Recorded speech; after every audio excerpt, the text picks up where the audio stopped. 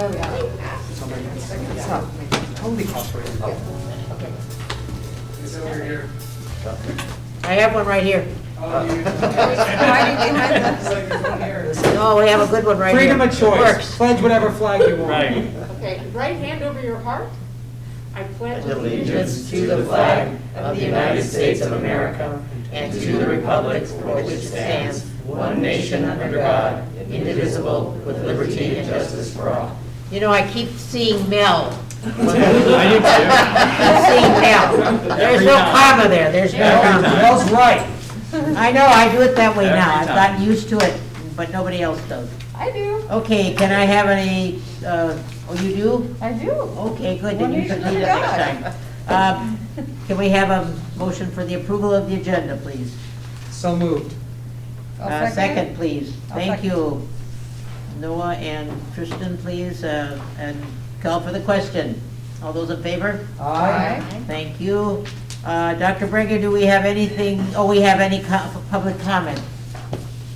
No. Okay, thank you. Consent calendar, wait, where's approval of from closed session? Yeah. Dr. Breger, what happened in closed session today? Do we have anything to report? Yes, President Marcus, the board has approved a settlement 5-0 in favor of OAH case 2021-020-382. Thank you. Okay, can I get a motion to, we didn't have any comment. Can I have a motion to approve the consent calendar, please? I'll move approval of the consent calendar. Thank you, Tristan. I'll second. Thank you, Amanda. Okay, Tristan and Amanda. Okay, We need to vote. yes, I'm going to. Okay, so all those in favor of the consent calendar? Aye. 5-0. Thank you. Now we're going to go on to the discussion of the California Department of Education's 2021 Mathematics Framework, and I'm going to turn it over to Dr. Brady.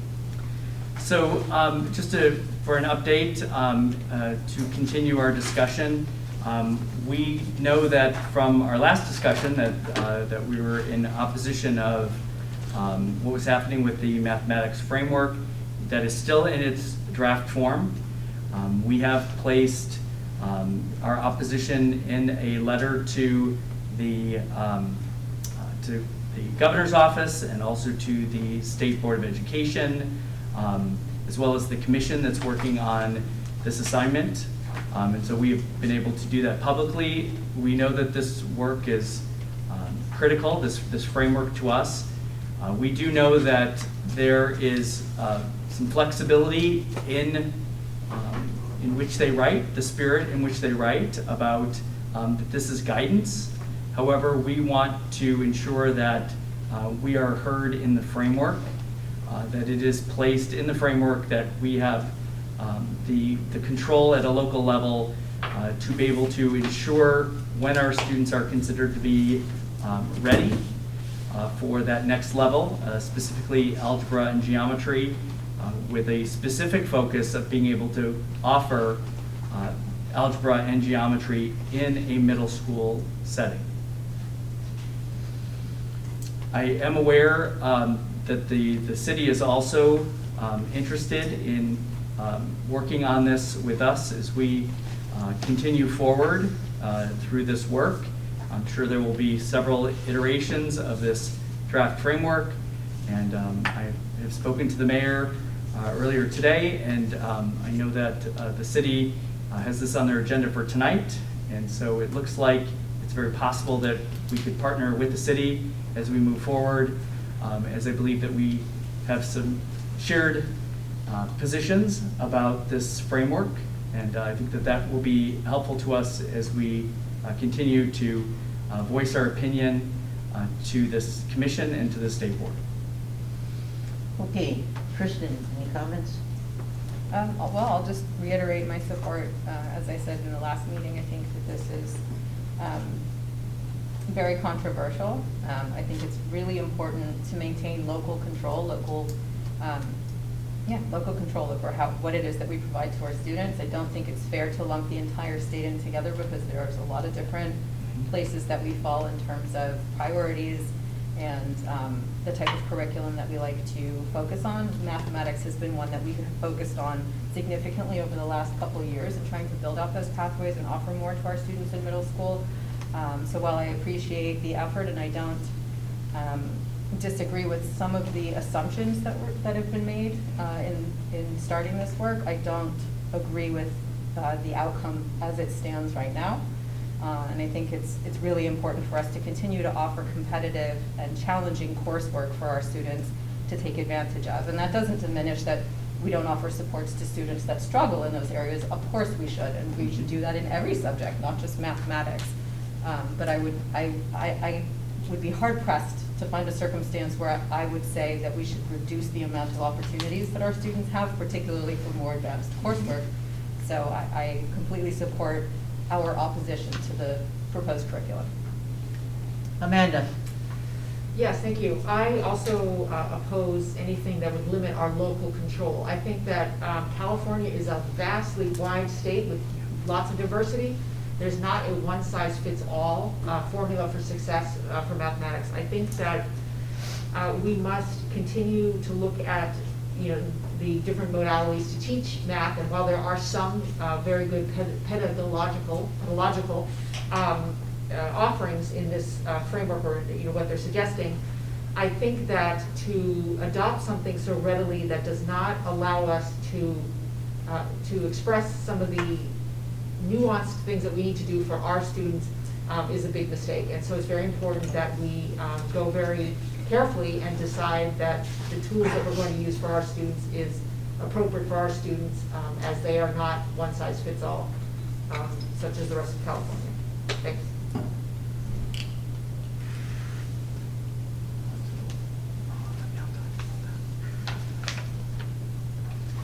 Excuse me, Noah? Okay. I think we obviously are all in agreement on our opposition to this. I think I can speak on behalf of the board and the cabinet. I don't want to get too far into the weeds. I did in my notes here, but it's not necessary to go that far. But it was very off-putting, this document. And it had a lot in it, and really what California continues to do, from my point of view, is lower the bar to meet a certain community that they feel like is being underserved, without saying, how can we better serve that community? And I thought about the story of Jaime Escalante at Garfield High School, who they did the movie Stand and Deliver about. And he took a very underserved community, and he had them taking the AP Calculus test. And that was his goal, was to get these kids through not only taking the test, but doing well on the test. And it didn't come from lowering the bar, it came from improvement in teaching, getting the right people in the classrooms to deliver this material to those communities. Because now what we're looking at is, you could bet that there's textbook companies that are salivating over, oh great, another chance to print more textbooks. And people need to look deep and hard into the rationale that's included into this document, because it's really absurd. It really is absurd. When I taught at Hancock Park, I always had ELL students in my class. And it was mathematics that actually helped bridge the language gap. And you probably know that, Dr. Right? Yep. Because mathematics supersedes language in a lot of cases. Then it would help them build their confidence in language by being able to perform well at math and be seen as leaders in that subject in the classroom. They were able to get a better hold of the English language as they learned it. So there's so many reasons why this thing is off. And like I said, I'm not going to go on and on. But yes, I support our opposition to it wholeheartedly. And I encourage people who hear this to read this document and really take a hard look at it from both a social aspect and an academic aspect, because it fails in every aspect in its attempts.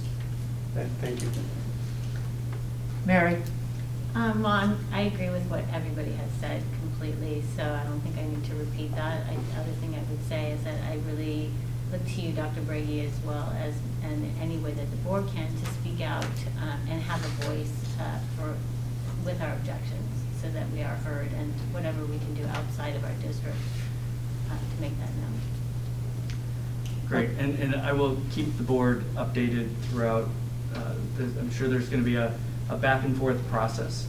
And just to kind of summarize what I hear you saying and what you've heard from us, at the very core of what we do is determine that readiness factor in students. That's the core of what we do as professionals. And so to have a model that looks back like 10 years ago, they were moving kids out of a middle school that were in a gifted cycle to the high school to receive algebra and geometry is not the way that we do things today. We have much more data available. We have much better assessments. And to keep this at the middle school level where we're able to, based on assessments, differentiate our instruction and move kids in and out of that program when they're ready.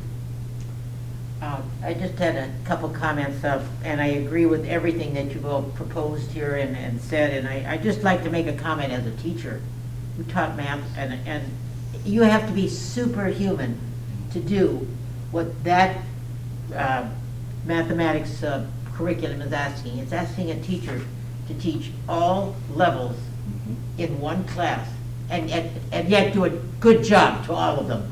And there's no way, you have to be unbelievably, I don't know that there'll be any teacher that can really incorporate all those levels of math in one class. It's virtually impossible. And so, I mean, yes, you can provide some advanced work for kids and so on, but it's just a very difficult thing to do. So as far as my feeling about this new mathematics framework, I find problems with the fact that they think that the teacher can handle all the levels in one class. And they also, if I may, they put so much focus on middle school and high school. Once again, K through 5 gets left out of the discussion, and K through 5 is where people are not building the strong foundation, which is causing the issue in middle school and high school. That's but right. But the document didn't refer to that at all, Yep. which is one of my issues with the document. Yeah, absolutely, Noah. That's one of the things that as I was teaching 6th grade, I kept saying, where are the kids getting these things that they can be ready for something, and they just weren't. And so it's K-5 that we should be addressing. Yep.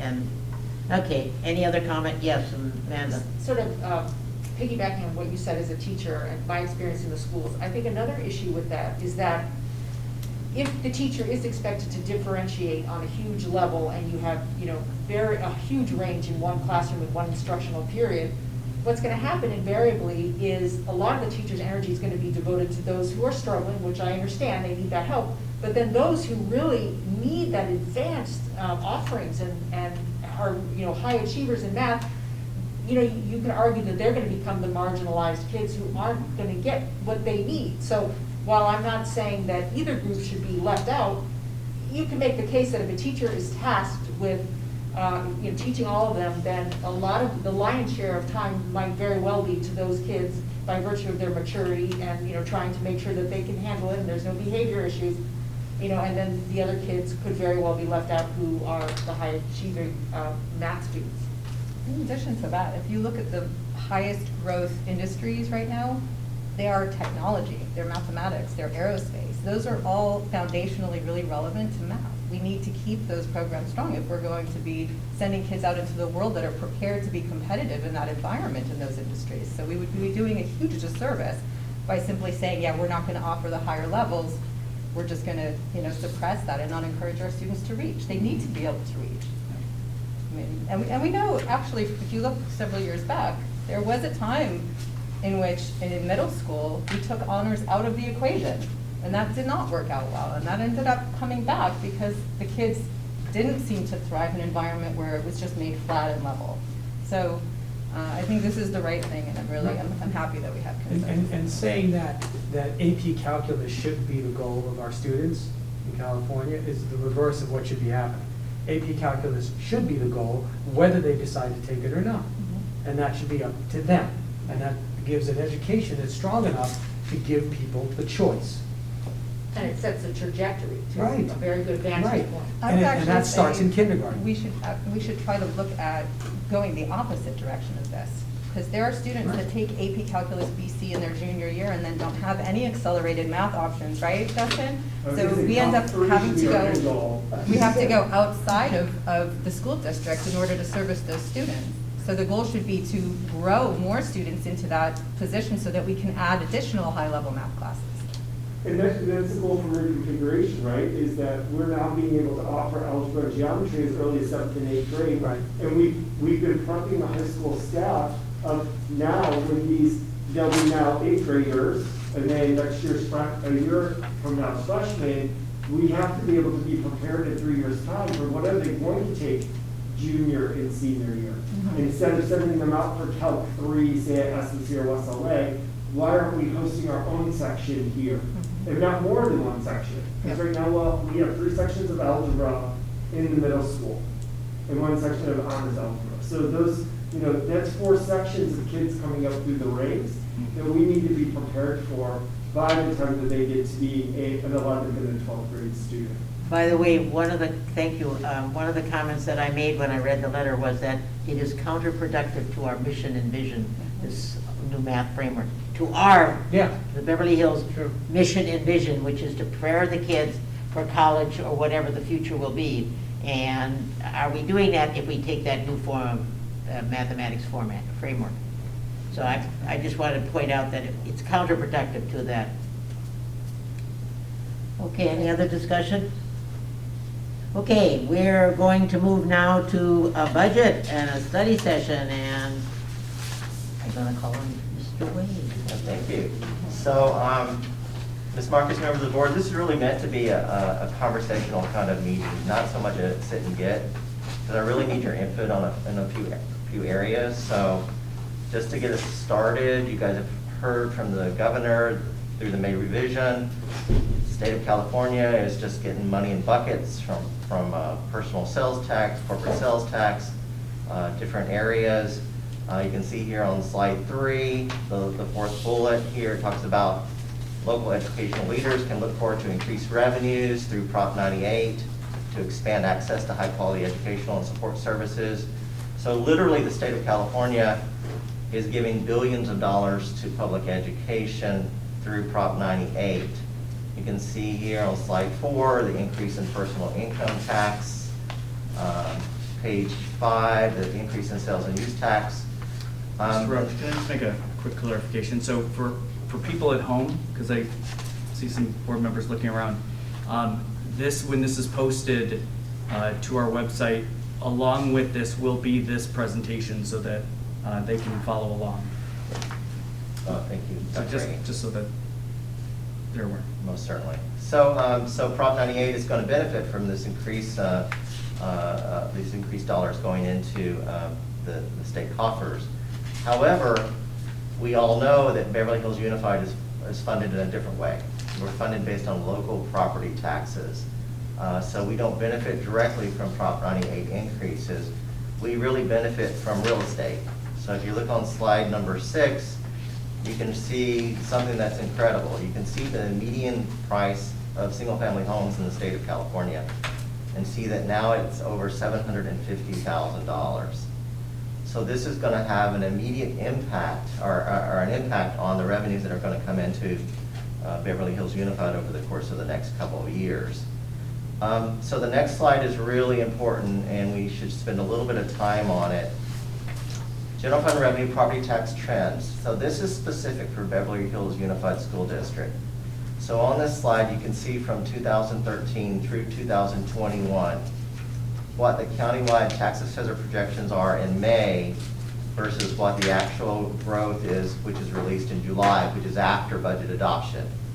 So you can see in every year, the difference, which is positive, the actual BHUSD growth in July is much higher, or could be fairly higher than the countywide projections.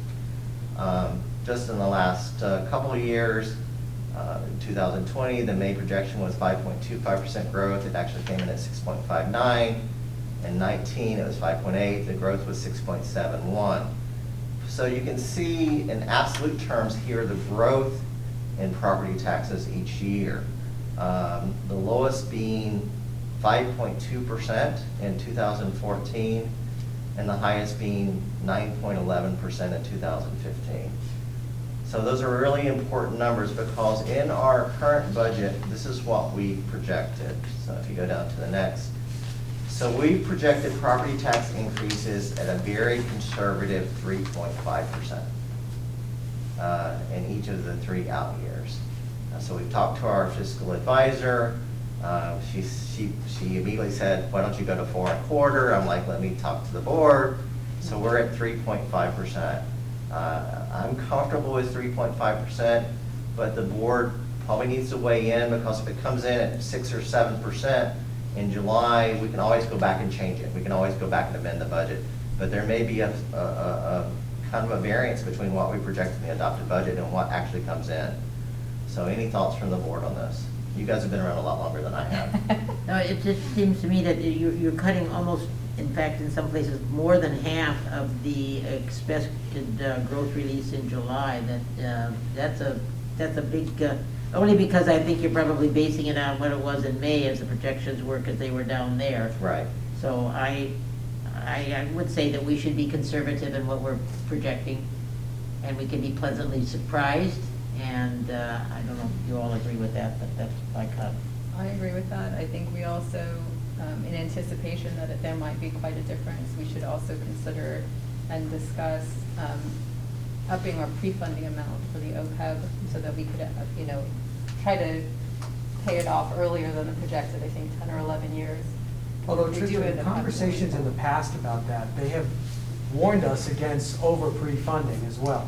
We had asked, and I don't know if parameters have changed since, but I would ask about that. I wouldn't just assume that it's an avenue to take because. Well, right now we do 2% plus the, right? It's 2% plus the pay-as-you-go. Right. So I would definitely be interested in looking at what's the ceiling on what we can contribute that will help, lower the duration before we're fully funded. Okay. I think this is great, but we also need to be really cautious. And it kind of speaks to the overall bigger picture of what this represents. We have a lot of money flying at us right now, and we should definitely take advantage of that, but we can't build our out-year budgets expecting that that's always going to be there, because particularly with the COVID funds, we know that's not going to be there, but there's a limit to the duration with which we can access those resources. But I think we really need to be careful not to overcommit and also during this duration of time to really figure out what programs are working for our students and which ones we want to try and hold on and maintain in terms of the supports that we're offering as we try to get back to normal and recover from COVID. I think it'll be a good time for us to look at what is really effective to figure out where we allocate the additional funds for the students going forward. Just as a point of information for the board, so our Prop 98 brothers and sisters have a COLA coming in of over 5%, a super COLA, if you will. But then in the out years, the 22, 23, 23, 24, it drops down to the 2% range. So even though it looks like our Prop 98 friends are getting a huge amount of money this coming year, and they are, in the out years it drops substantially. So it's much better, I believe, to be property tax-based funded. It's a little more stable, and it's a little more knowable, I think. So just in case you talk to your friends in a Prop 98 district.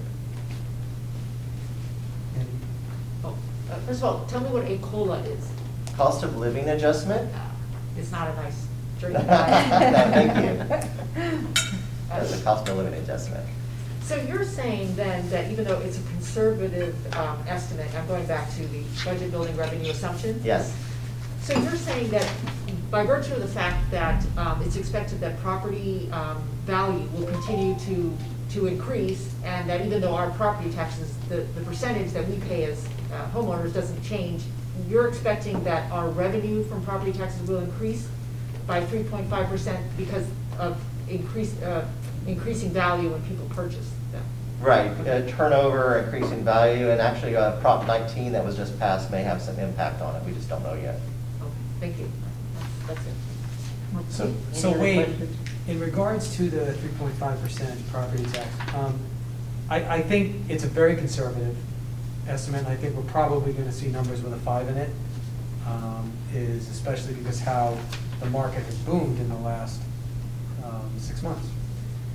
My concern, though, with what I'm hearing about is the potential capital gains tax increase federally.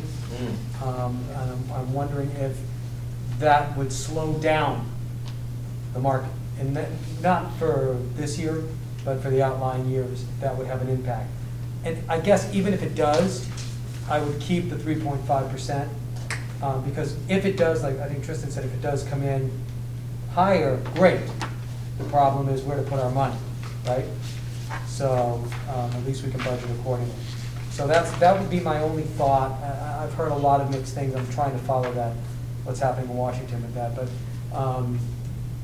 otherwise, I think if you're looking for direction on the 3.5%, if we can build the budget that you showed us in the interim at this rate, then I think we'll be okay. I mean, if it's going to severely change what we've already talked about, then I think we'll have an issue. Okay, thank you. Okay. I'm a little more inclined to increase it, but because I do think we should plan to use our dollars that we have for programs that we think are most important and effective. So I wouldn't say not to increase it without seeing what our needs are in our programming from today and long term. And we have a lot of one-time funds, so we certainly are going to be assessing and addressing needs with those dollars. But are there things that we want for our district long-term in the next 3 years that are where we want to put our dollars, that are programs that, improve our educational experience for the kids? Like, I would rather be using our dollars now while we have those dollars to invest in our future, especially if we have them and we can plan to use them accordingly. Not like a one-time fund, but like, what are those programs? Why wouldn't we look and see like where we're at today with the students we have and what we're projecting out? So I would, I'm not opposed to it if we have a program that's worthwhile. I don't feel like we need to park it anywhere or, save it unnecessarily if we have the level of savings that we see fit and we're in a healthy situation.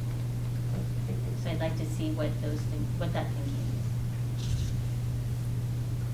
is. So also on the slide, you'll see that the AB 602 funding for Ms. Chisholm is going to be increased by 4% for her special ed programs. We're happy about that. And we're held harmless for ADA. So our funding is based on the SELPA's attendance. So we're held harmless for 1 more year.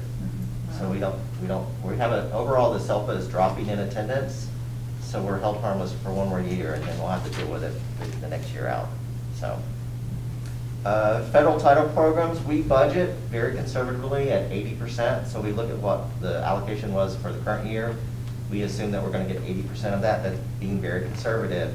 Our president has just now said in his latest budget he wants to more than double Title I, which for us would go from $400,000 to $800,000. So that's just his budget presentation to the Congress. We don't know how that's going to pan out, but that could be significant. He also has said that he wants to fully fund IDEA, which would be amazing, which would be, we'll see if that happens. But so we could get some more federal dollars, but I think for now, my recommendation to the board would be that we still remain kind of conservative with our federal programs, if that's okay with you guys. Finally, the JPA is at $11.5 million. That hasn't changed. We still have 2 more years on that agreement. BHUSD, fundraising has been difficult during COVID. In the past, I think they've normally brought in $400,000 to $500,000. In our discussions with them, we budgeted $200,000 to come in this year, which I think is appropriate. So, okay. The next slide, slide 9, is just kind of the revenue side of the general fund budget. You can see here I put the 1920 actuals, the 2021 estimate, and the 21-22 budget. You can see the actuals from the 2021 estimate compared to the 1920 actuals. Our revenue increased by 8.8%. But in our budget, although our property taxes are going to go up by the 3.5%, our federal revenue is going down a little bit, our other state revenue is going down a little bit, and our local is going down a little bit. So the increase is just 0.4% overall. There was quite a change in the actuals from 1920 to 2021 from the federal. Is that a lot to do with the COVID? Yes, ma'am. That's all those COVID dollars that we received. That's exactly right. Exactly right. And then the next slide is the expense side of the general fund. Same thing. You have the 1920 actuals, the 2021 estimate, and the 21-22 budget. In the estimate column, you'll see that I've italicized in bold supplies, which is the current estimate is $4.4 million. And I'll just stop right there. So that's the current estimate. Looking at the budget, and you guys that have been around know this, that's the current budget. We're not going to expend $4.4 million. So the question becomes, do we just let it ride and adopt the estimated actuals as it is? Because what will happen is the ending fund balance will be higher when we close the books than what we estimate now. So that's going to happen if we don't make an adjustment of some sort in the supplies account. So right now we have 2021 estimate that we're going to have a general fund revenues over expenditures of $5.7 million. And then 21-22 budget, expenses exceed revenue by $2.6 million. But we'll talk about that in just a second. So I don't want you to get too concerned about that yet. You say so. Why the difference on the supplies? Are we going to go around on this before we move on? We can go around on that if you'd like. Okay, Yeah, no, I certainly. have a couple questions. So in years past, well, each department comes up with a budget that they propose. A number of years ago, we saw that at the end of the year, those budgets hadn't been expended and those allocations had not been expended. So one of the priorities that we've talked about in the past is making sure that those two are a little bit more closely aligned, because we don't like to find ourselves at the end of the year with $2 million that we allocated for but didn't spend, and then what did we give up? Why didn't we spend that? Have you been able to tweak that to be a little more consistent, what's allocated versus the expenditures? Well, you know what, we were working on that before COVID hit. So this infusion of COVID dollars has kind of thrown everything askew. Because things that sites would have normally used their allocation for, now you can justify them coming out of COVID dollars. So that's why you're seeing this kind of unspent pot of site allocation and department allocations. So it's made it a little worse this year, actually, than it was in 18-19 and 19-20. But if you compare what was allocated versus what was spent, not necessarily taking into consideration COVID dollars, but what was the planned allocated amount and what actually was the expenditure for that department, are you seeing them more closely aligned? It's hard to say because we allocated based on the fact that we thought we'd have a normal school year, that we'd go back into a normal school year. And we never went back into a normal school year until the very end. So those allocations were all based on a baseline that never happened. Okay. So it's really hard. There's nothing, everyone's doing the right thing with their budget. It's just that they have these infusions of dollars, and it's difficult. And then their priorities have changed because of COVID. Right. It's a good problem to have. Yeah. Yeah. Amanda, any questions yet? No. Noah? So wait, the 4.4 under supplies for 2021, we're almost done with the year, so do you have an estimate on what we have used?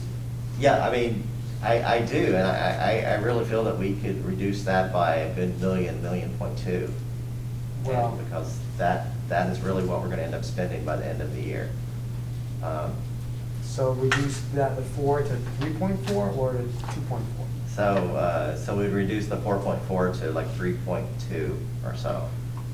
But that's just going to increase your ending fund balance, which is fine. I'm all for that. Well, yeah, but it's also going to reduce the red in 21-22. Well, no, the red in 21-22 is just the 21-22 revenues and expenses. It's not the fund balance. Oh, so you're not going to carry that over? It's not going to impact that number. Okay. Because you're also going to increase, we're going to get increased revenue this Right. year in July, so. Right. you know, this particular slide gives me the heebie-jeebies, because that's what we used to deal with every Right. year, and then we wouldn't have this red. Right, that's, We would actually be in the plus $1 million to $2 million. So, which I hear is, which it sounds like it's gonna happen again, so. is what I'm hearing. Well, we have 14 days to adjust the budget, and so that's why we're here. So we can go back and tweak the estimated actuals for 2021 and make those expense numbers a little closer to reality. Now that you've been back a month, or you've been back, we've all been back a month, sorry. Are you confident that 3.2 under supplies would still be a conservative number? Or are we gonna be on the edge? It'd still be conservative. Okay, then I would easily support beginning with that change, Okay. at least. My colleagues can chime in if they get it. And then, is there anything else, the services and other? So we're going to get into the 21-22 budget in just a minute. Okay, so I'll hold off on that. So we'll just address the supplies issue and we'll move on to the next one. Okay. Okay, then that's all I have on that one. Okay, thank you, Noah. Mary? For the expenses for the supplies, I know that, so the estimate's $4 million but and because of COVID, don't you still track the expenses, whether the funds were paid, regardless of the source of the funds? Yes, that's a very good question. So there's, in the general fund, there's kind of two separate buckets. One's unrestricted, and that's really your property taxes, and that's where those dollars. And then you have the restricted, and that's where your COVID dollars are. This chart combines them all. So some of those are COVID dollars, but some of them are unrestricted dollars too. Right. So the expenses are the expenses. It's just that, you know, regardless of the source. So you think the expenses are going to come in at 3.2? right, the expenses are going. I believe the expenses are going to come in much lower than 4.4 million for Right. supplies and I mean, services. it makes absolute sense to me to adjust that. The other question I have is the transfer to other funds. Yes. Is that like the cafeteria? What is that? So that's a really great question. In 1920, you see it's only $350,000, and then it pops up to 1.3 in the current year. That's the year, 2021 is when the board established the deferred maintenance transfer. So this is the first year of the deferred maintenance transfer. That's why you see that jump up, because we put that $1 million+ in deferred maintenance in the current year. I see. So before then, it was just the cafeteria. And are we increasing that number? I see you are, but Yes, so the deferred maintenance plan, Mr. is that Haas deferred maintenance it's increasing? Yes, so Mr. Haas is going to bring his plan to the board this summer, July, and let the board kind of know, because we've had to tweak it because things come up and something moves from year 3 to year 1 or year 2 to year 5. So he's going to explain that all to the board. I mean, from just an overall standpoint, from like where the dollars go, it seems to me if we have the dollars to move up front, I think it's wise. If the state and federally we're investing in schools in the future, I think we should be using our dollars to invest in the same.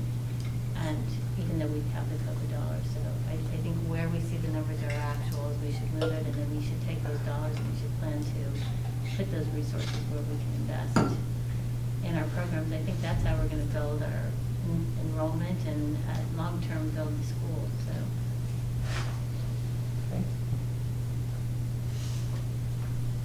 Okay. Okay, so That Gabe pretty much answered all my questions. The one that I was concerned about was the estimate for the $8 million more in the total expenses, but this is just, at this point, an estimate. This is just a rough, basically schedule. Will come out more in the budget when we see the actual budget, I assume. yes, so that's the next 2 weeks is tweaking the budget, tweaking the estimated actuals. Okay. You're correct. Okay.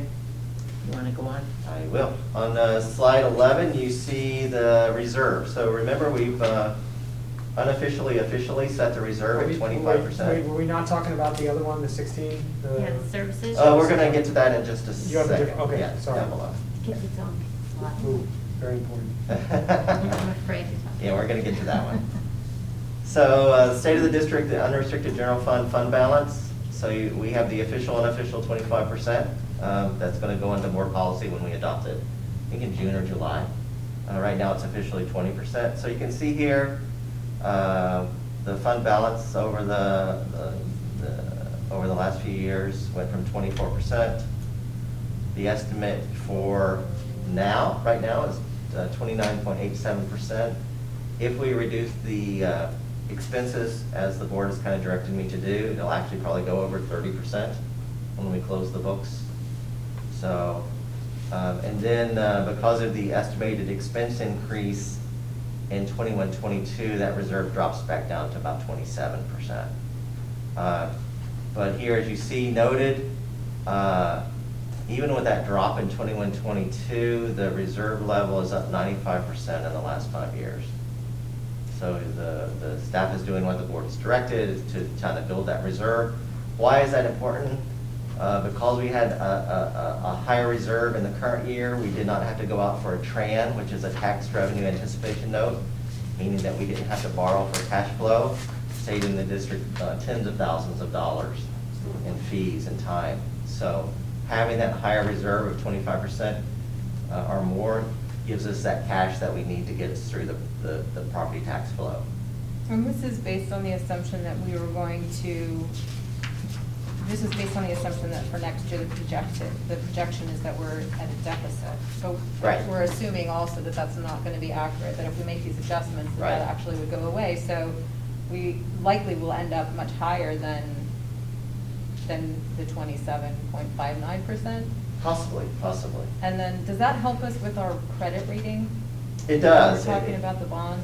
Yes, it goes directly into, that's one of the things that the credit agencies look at, is how much reserves do we have?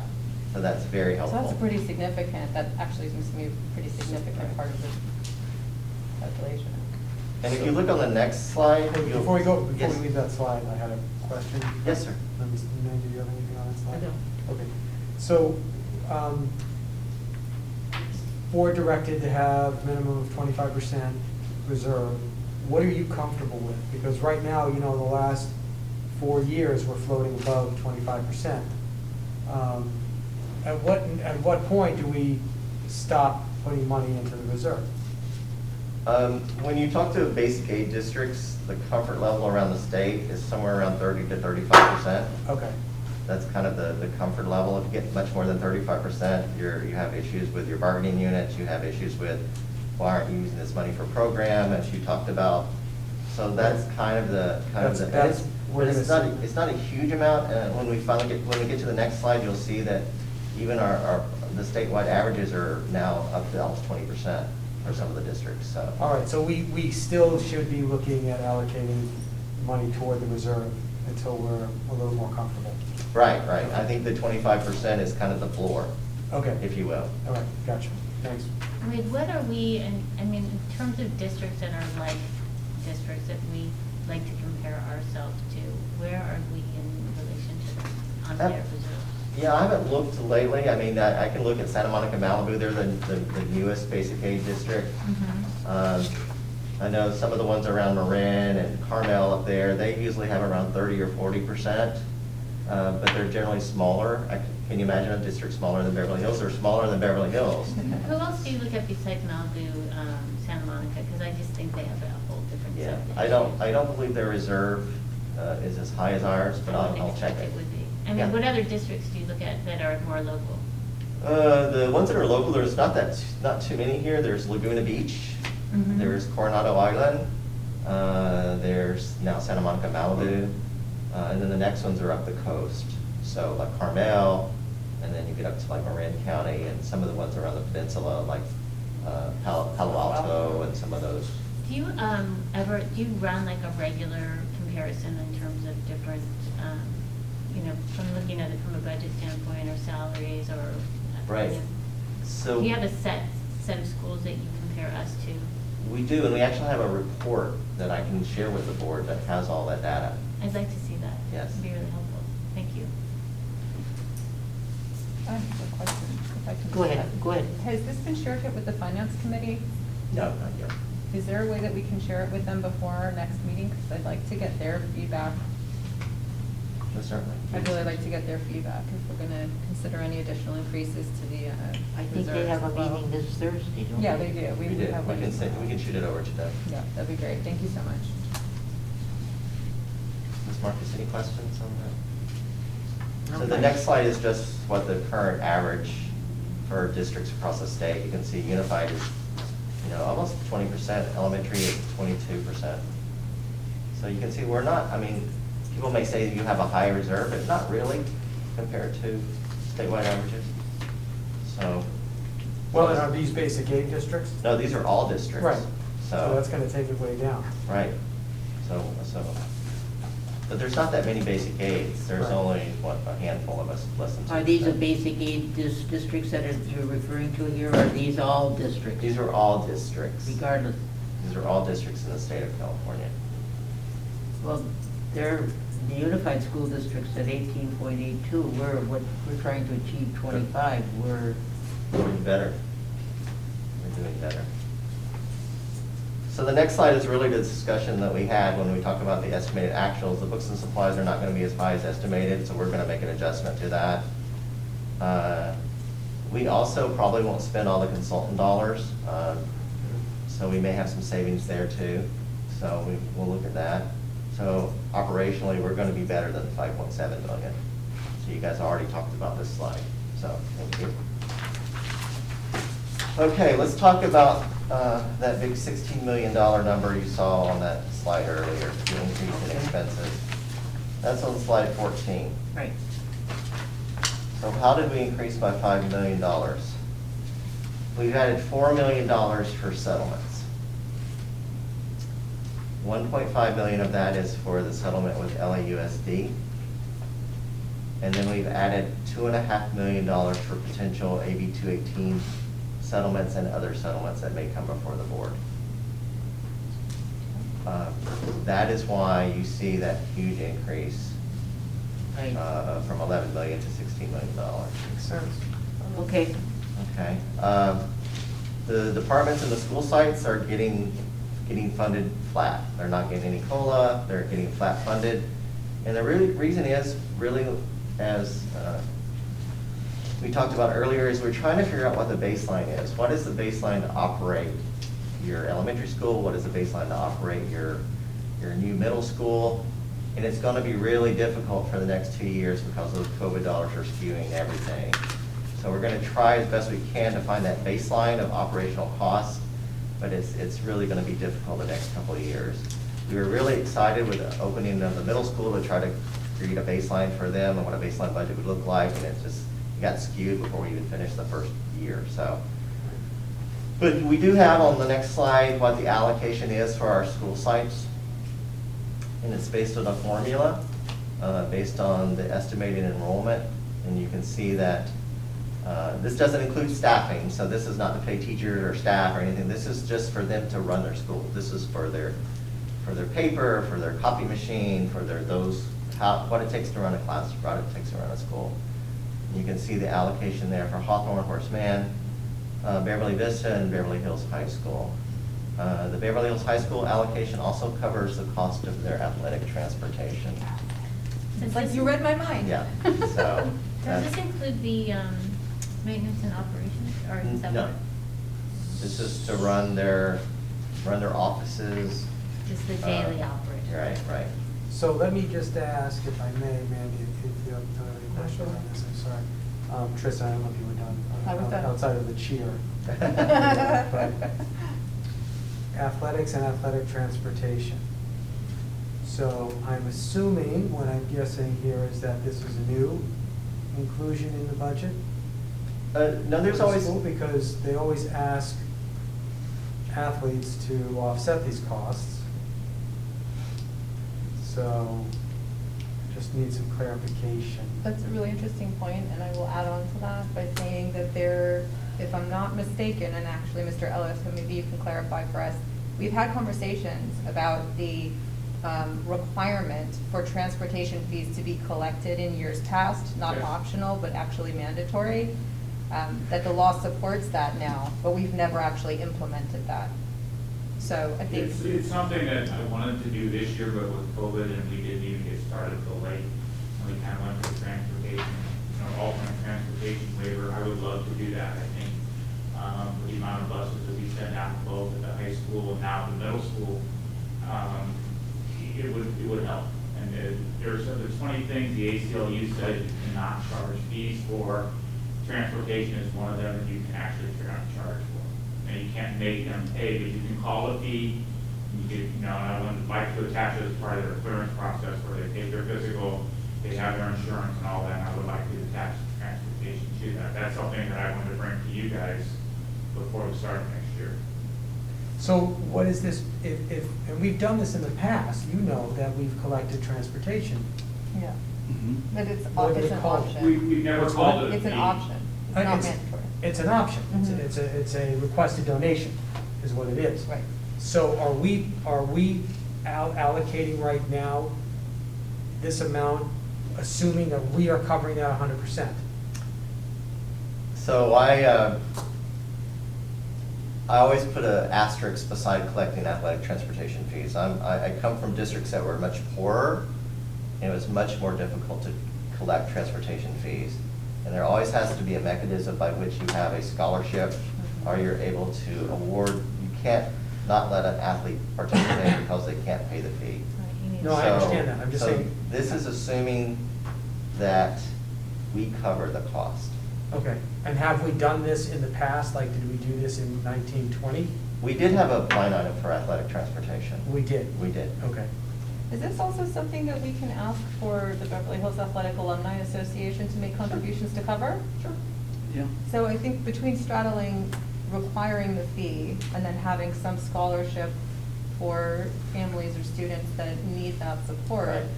I think that's a good happy medium where it doesn't end up hitting our general fund expenses. Well, but For the I don't have an transportation. issue with it hitting our general fund expenses. What I have an issue with is if we are budgeting it, then we shouldn't be asking for it. Hmm. We should do one or the other. Right. Because I see what I you're don't want to, Yep. because uniforms already are expensive, right? All of these other things are already expensive. But uniforms aren't always included. There are, I think Mr. Ellis wants to say something. A lot of times we, a lot of times those Why are. don't you at zip on cost. up here? Actually, They know, yeah, like- can we come closer to the mic? Yeah, you guys are so far away. For the We're scared. tennis team at least, the shirts, we buy them, right? Every year the students buy them. What, And they wear their own shorts. What I was going to say is that part of where we're fortunate in our athletic program that 99% of the schools aren't, is that we do have the Athletic Alumni Association that picks up the tab for uniforms, equipment, and those types of things. So we don't really ask a lot of our kids or our parents in our programs to fund a lot of things. You know, the only thing the Athletic Alumni Association doesn't provide is balls. The PTSA has done the work at all of the games in terms of snack bars. That money goes back, and I take that money to help offset the cost of balls for the programs that use a ball to help them with that. So there's not a lot of it. So we're not asking a lot of our families in terms of how much they have to spend. But that hasn't been my experience. My experience has been in every sport my children have done, the two that have graduated, the one now, we have always asked for uniforms, always. Always ask Talk to for your kids. Well, but transportation. but No, it's not, It it's the depends on the paperwork they give sport. home. It's for football, it's included, for volleyball, it's included, for Why is it- wrestling. Why is it because- selective? Well, That's- because I for think the something like nature swim of- teams, What's the you nature don't of want the us to wear, sport? you I want to understand. share swimsuits. Yeah, there are For certain things. Volleyball cheerleading. uniforms we're not gonna reissue. Tennis uniforms, we don't reissue. Wrestling singlets, they have their own singlet, we don't reissue. So those. it's only really for sports that you reissue Yeah. uniforms? Okay, that's, thank you for the Exactly. clarification. Okay, yeah, That makes sense. It's not the consumables. yeah. Okay. And Exactly. the other parts are optional, right? If there's a sweatsuit, if there's sweatpants. Yeah, then if the- there's Right, that, the if spirit whatever pack else they is can that, buy on I their know own. that. Logo I'm just saying that, Yeah. I didn't know they were just targeting the non-consumable. Yes. Okay. So pre-COVID, was it after tryouts? Like, what was the communication to parents about what the fees were? The fees were, yeah, after tryouts, once they, part of their athletic clearance, there was a thing there for there was a transportation donation in there for, we didn't put fees in there. Right. And we'd never put that before, and I think I had talked to Tristan about it at one point in time, was that this was something that we can do through the ACLU, that is the one line item, so that I wanted to come before them I think, Michael, you and I have talked about this a Yeah. couple times too, Yeah. about are we okay, are you guys comfortable with us saying now this is a mandatory fee? Yeah. And that was something that I wanted to bring forth, if that was okay. And that would be something that you guys would decide if you're okay with that moving forward. But we do it, that's part of the clearance packet. After they are fully clear and they're going, then we say, okay, here's what we would like for transportation. So, because my experience has always been that we don't put it in terms of a donation. We let people know that this is part of, how we run the program Yeah. through the transportation. Yeah. Because I don't know if we can do any more than that, but it's, putting that this is a fee that we expect to get, I think is, in my history, that's what we've done. We haven't said, if you want to help us out, this is a donation. Like, we haven't listed it like that. We've listed in the past just that this is what the fee is for transportation. And we actually have said that you can actually say that it is mandatory, then you go back to what Wade said, that if a kid says, hey, we can't afford it, any scholarship, I'm off to go. Right. But now with that particular one, with transportation, you can call it a mandatory fee and lay it out there like that, and then back off if somebody says that then they can't. And we've done that throughout grade levels. Yeah. With students trying to go on field Field trips trips and and, stuff like that, yeah. we, Can I ask a question then? Shoot. Because I've been sitting here very quiet, wondering, what do you think, you're talking about $452,000, whatever. Is that the amount, what over that does it cost to have transportation for the sports program? If we're asking we're asking them for money, and I'm not so sure that I personally am favor, this is a public school system. Sure. If they want to make a donation or whatever, I'm not so sure that I'm looking forward to the thought of putting a number down there. That to me is something that I'm not too happy with. I think that, I know we're affluent and so on, but I have some difficulty with that, to be very honest. Well, that's something that I wanted to bring to you to see what our comfort level was in terms of that. All the surrounding school districts are asking for, outside of LA Unified, within our league and stuff, a lot of them do ask for a transportation fee, donation, whatever you want to call it, but they are calling it a fee. and do you know what that fee is? $200 is kind of the going rate. Okay. $225, $150, it kind of Yeah. fluctuates, depends, But it's optional. They're calling it a fee, and I don't know how hard they enforce it. So when I've done my research with those guys, they do call it a transportation fee. So my only comment to the board, having gone through lawsuits related to this in other districts, there has to be a very quiet channel by which the student gets support. They can't be identified, they can't be, little Johnny's poor and he has to get support. It's got to be a very quiet channel by which those kids are supported.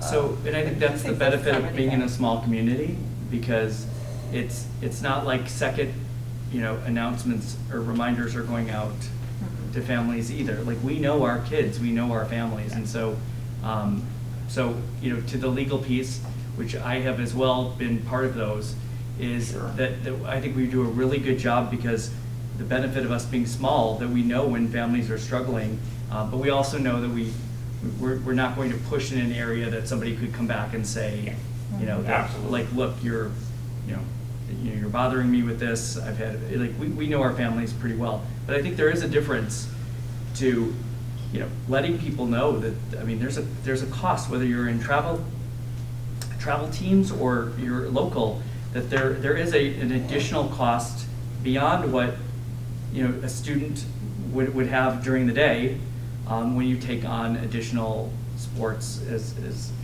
And I think part of, I'll take it upon myself and more with Wade, is that to do a better job negotiating with those transportation companies in terms of what they're charging. They give us a 4-hour minimum, so if you get on a bus at 2 o'clock for a 3 o'clock game, you're sitting in traffic driving down the freeway to Hawthorne High School, all of a sudden you played one game and you've got 5 hours, so 5-hour deal, so you've now got an hour and a half overtime, and I think we need to do a better job of probably sitting down with those bus companies and negotiating some of that, which could also lower the cost of our transportation. So, but in reality, when you're looking at this figure that's here, you can't run the program on that amount of money, then is what you're saying. It's going to take more than that Yeah. to run the program, but we're budgeting $450,000. Yeah, well, the other part of that too is that we added in the middle school. Right. And so part of my thing for next year is we're gonna have more middle school games on the high school campus. For last year, every middle school game contest, we had to take a Right. bus for it. So some days there was 3 buses going out of BV to go to 3 different places because we had teams, dedicated teams at each level. So we had buses going out like crazy for there. So we're trying to work on a way to put half of those games on the high school campus, for spirit's sake and, community sake, and then do some things like that. So, I'm sorry, Rochelle, can I read them? Okay.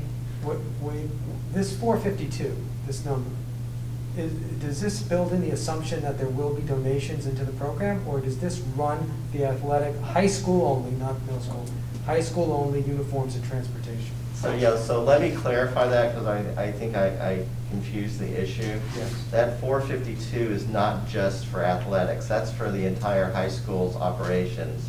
But, okay. The but this- athletics portion is $100,560. How much? $100,560. That's uniforms and transportation? Yes, that's uniforms and So transportation. if the athletes were able to donate that amount, they would offset that number out of the budget? Correct. And that's at the high school only, not the That's middle the school? high school, not the. Does the middle school. amount in the middle school include middle school transportation? No, it does not. So that's not in the budget at all? No. Okay. We need it to be. What? How would we need it to be? You need it to, we need it to be, right? So that's I would be something in we'll have to- favor of this, only because, and I'll just say this from personal In experience. favor of what? In favor of making the transportation fees mandatory with exceptions that will be handled in-house the same way we do fundraising, the same way we do field trips, the same way we've done for years.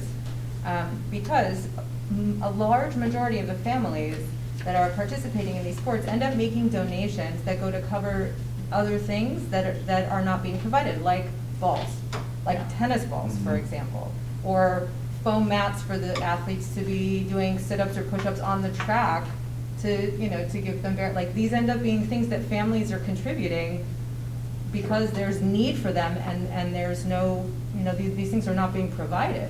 So I would flip it into a mandatory transportation fee and provide scholarships where necessary, and try to look for support from BHAAA so that we actually can put our dollars that we do have to allocate to these programs into more equipment, balls, things that we know we need that we've gone without.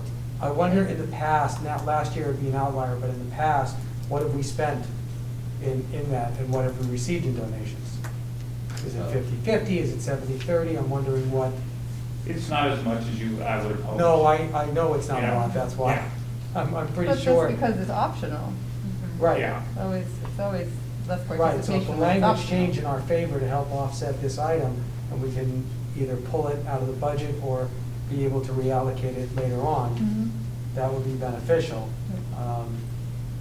Well, I think the use of the word mandatory is kind of, I should think that there would be another way of addressing that. Sure, other than- I'm not- That to me is too strong. Well, we can play with the language. The Yeah. other thing too that I think needs to be addressed, and I'm not sure that we've gotten to that part of the budget or if we're gonna do a deeper dive, but our walk-on coaches, the payment for our walk-on coaches is all over the board. And we need to make that more consistent, we need to make that. Wade I mean, and I think- talked about that this morning because I proposed that, I said, what can I do? Well, about 7:30 this morning, right, I walked into Wade and I said, okay, this is what I want to do, I want to equate our coaching stipends, Yeah. raise them up to a point where they are compatible, and the wrestling coach who's making $2,100 for a head coach versus the basketball coach who's getting $4,300 as a head Right. coach. I would like those to be on an equitable level. Yeah. The other thing that I would also like to do would be, for all of our teams that are going to the playoffs, coaches are working 2 to 3 weeks outside of their deal, that there be a playoff stipend involved as well. Yeah. Because I think a lot of schools do that, and I think that's a reward for that coach who's now putting in an extra 3 to 4 weeks of the season, Yeah.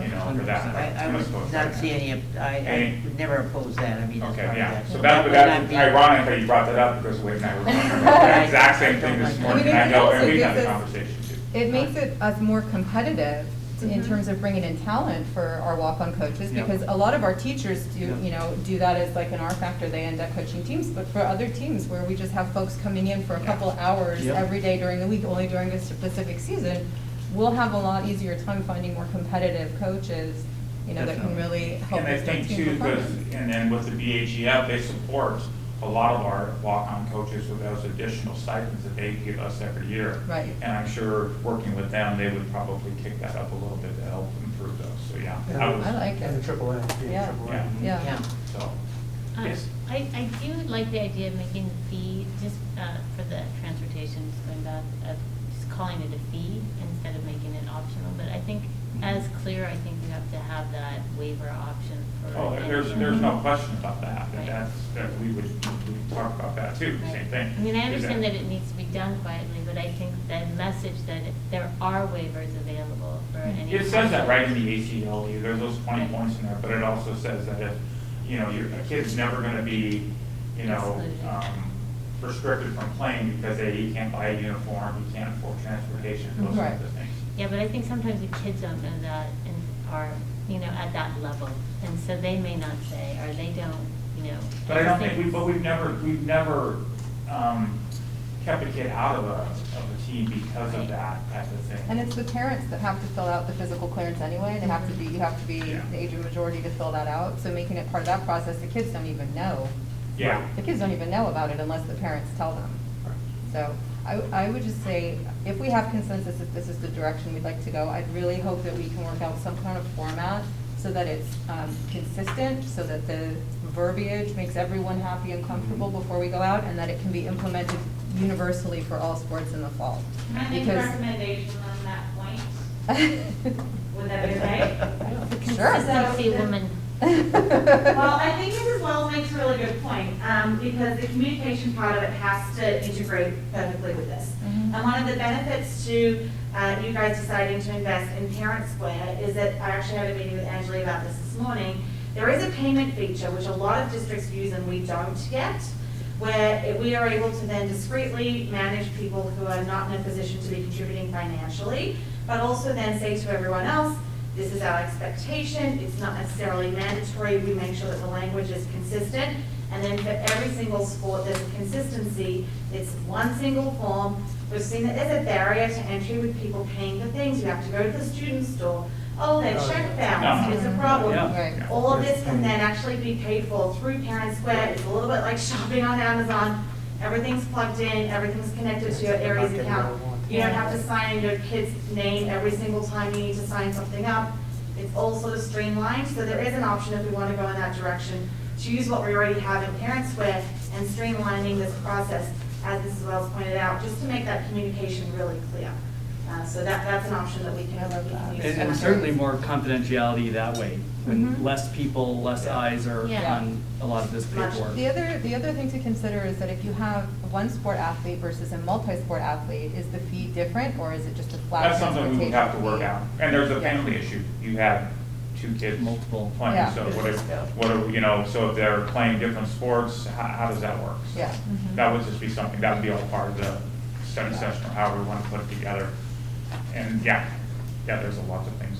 So are we in agreement? Is this something that we can hopefully discuss again later in the month or in July? Well, it's gonna have to happen soon, because you're gonna Well, have, You're right. kids That's go where we're back. at. Kids will go back real soon for workouts and all Right. that stuff, so we don't have a tremendous amount of time to toss And it you around. You but- figure fall camps start probably in the middle of August, right about the same time we start school. So all of our fall sports will be starting. I don't know, Lise told me she has to go back at the end of July for cheer. For. Yeah, they For have. cheer. She Yeah. said she has to be in They there have at the like end of clinics July. and stuff, but for Yeah. tryouts, that's not happening until. We do tryouts, Right we do before tryouts that school week again. before the 13th, probably the week of the Right. Yeah. 10th of August. I mean, aren't we just at a point if we agree, then you're going to begin implementing? I mean, what? Well, not implementing, but I think, at least from my perspective, I think we would need to see a presentation, Yeah. either whether it's communications or a plan Yeah, I've for got- you, how much it's gonna be, who it's gonna go to, is it by season, is it by student? What does that look like before it's actually launched? Maybe we need a Right, study just a- session Yeah. of some sort to see what he's going to present, and then we can go over it based on. Yeah, there's, Or some sort of I think update. that we need a study session on Sure. that. we do, because if you think about, well, assuming everything goes back to normal with loading buses, there are teams that need more buses or don't need as bigger buses, or, For the distance. you know, we're wasting space on buses because there's not that many. Well, that was, and my big thing with the coaches is, as I told them, if you get on the bus to go to a contest, you get on the same bus and you come home. We don't send the bus to Culver City and then the 25 people on the bus, 23 of them go home with their parents and 2 of them ride the bus back. Yeah. That if that whole team goes together and they come home together, because. Well, that also goes back to culture. Yeah. As Well, far as- that's, yeah, that's, You know, that's true. so- Those are things that we're working on. And to your point about COVID this year, when you could only have 13 kids on a bus and you're sending 40 soccer girls over to Santa Monica to play a game, I gotta come up with 3 buses. Now that's $1,500, that's $1,500 for that trip, not counting overtime. Yeah. So, In addition, every other school district had to do the same, so there was a shortage of buses yeah, you and couldn't find drivers. buses, they didn't have drivers, there was no buses to be had. So, those 2 things, I would love to we can have a study session on the coaching pay and the transportation. Yeah. I would love to do that. Perfect. Thank you. Appreciate it. Thank you. Anything else? No? I think we should move on because we still have a lot to discuss. Wait, you gotta drop a number in for middle school athletics, though. Yes, no, it's on my note here. I'll have to work with Tim to see what that's gonna look like. Yeah. Okay. So the next slide is kind of the biggest part of our general fund that's gonna need some discussion. So I'll just read this slide just to have it into the record because it's kind of important. In 2021-22, the district will be in the testing and training phase of the Security Control Center. Before COVID, the district was expending between 1.9 and 2.1 million on security, inclusive of NASTEC. It is anticipated that the cost and scope of coverage of hired security may increase, and as such, a request for proposals may be needed.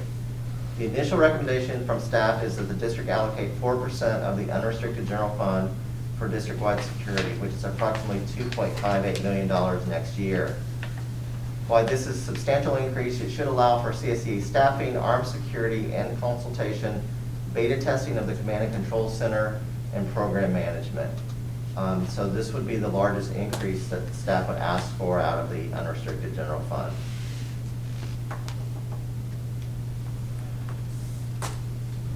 I mean, I I don't want to go too deeply into the details. I think we need to see a presentation. Right, where I was just gonna say that. Everything is inclusive and line itemed out for us, so we know what's going against what.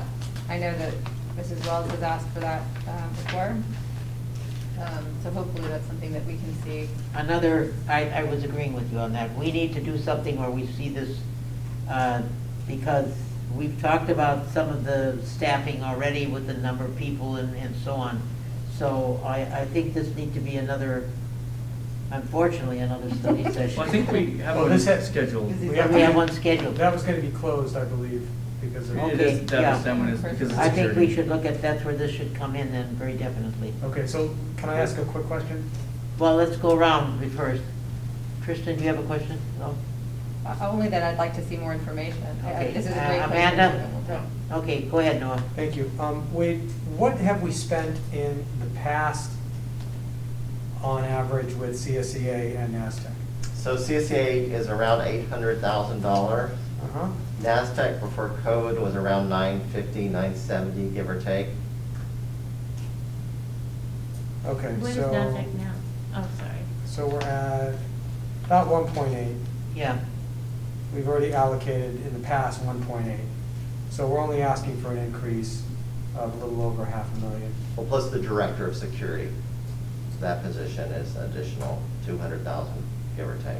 In the last couple of years, we've had that. Yes, So correct. then we're at 2 million then. Yes, correct. Okay, so you're asking for a $500,000 increase. Okay, I just wanted to know. So it's, before everybody thinks that we're going from 0 to 2.5. Right. We're Right. going from 2 to 2.5. And we're also looking at the, And that's- the efficiency in which we do things and the number of people at places, and so.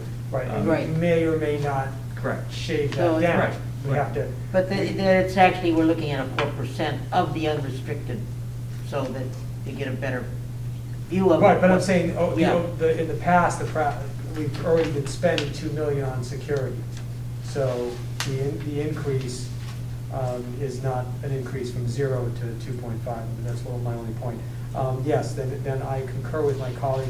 We do need to get into the weeds on this in a closed session so we can figure out how we're allocating that money. Okay, Any others? I think. Oh, I'm sorry.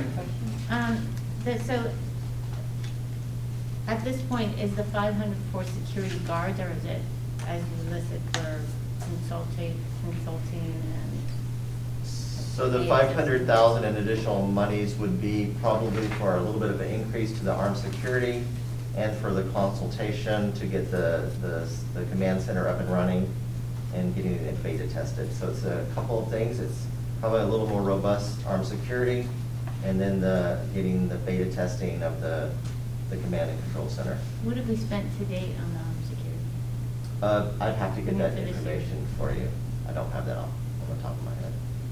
It has to have been significantly less than the year before, though, because we didn't have armed security while all the campuses were Oh, shut down. just So it was in the only general when we brought fund, it's- students back. But you had and staffed that. 900 on, like, that's part of your budget. It's more than that. So we reduced the NASDAQ portion this year because they weren't on campus until March.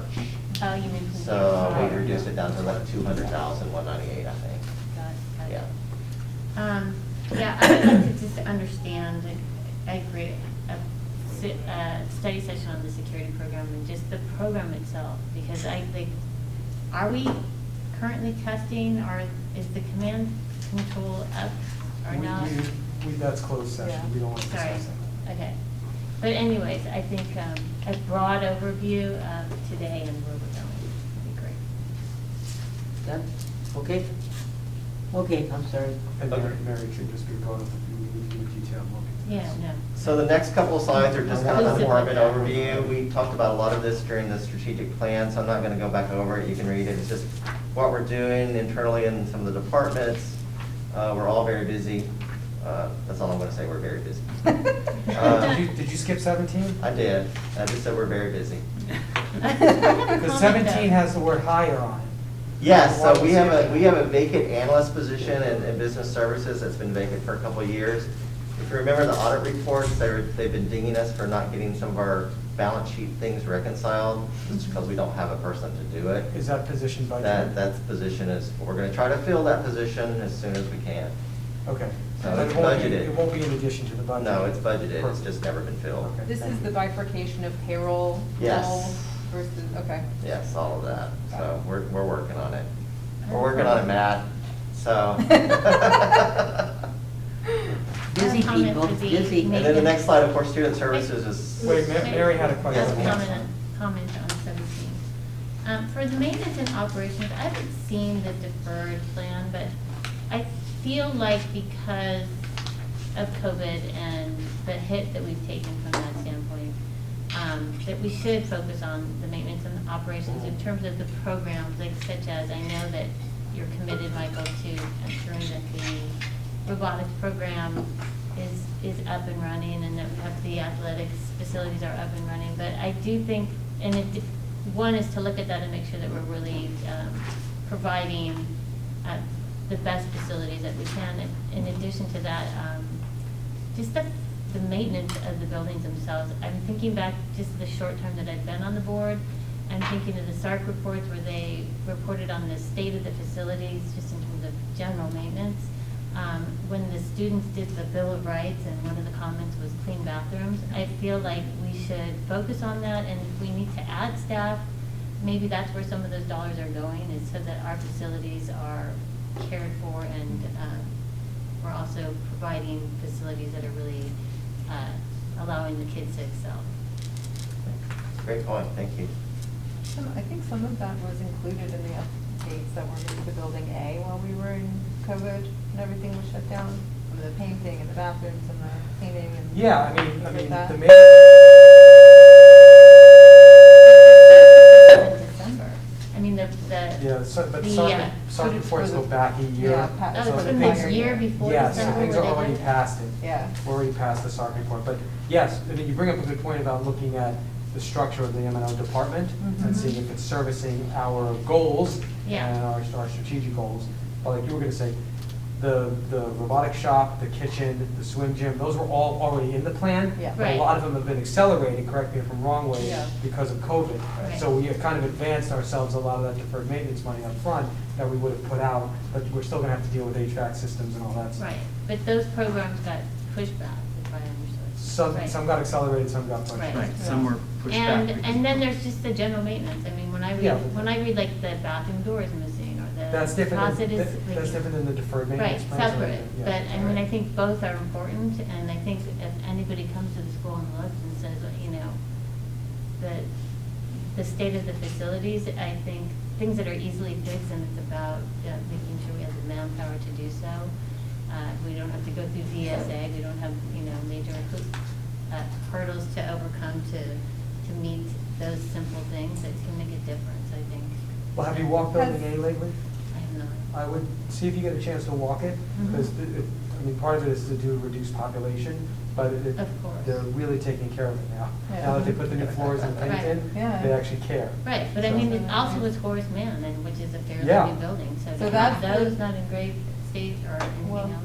there was some parts that weren't included in Horace Mann, like the roof and the chiller. Those were things we knew were Yeah, no, not I'm just right talking and about not like the allocated. typical daily maintenance. Yeah. I guess my question would be, has there been, have we had a request from facilities, from maintenance and operations for additional staff, or have they identified the need to get the work done? Or, I mean, is that what's the impediment to getting some of these projects done? I thought it was more subcontractors that were not available, more so than our maintenance staff.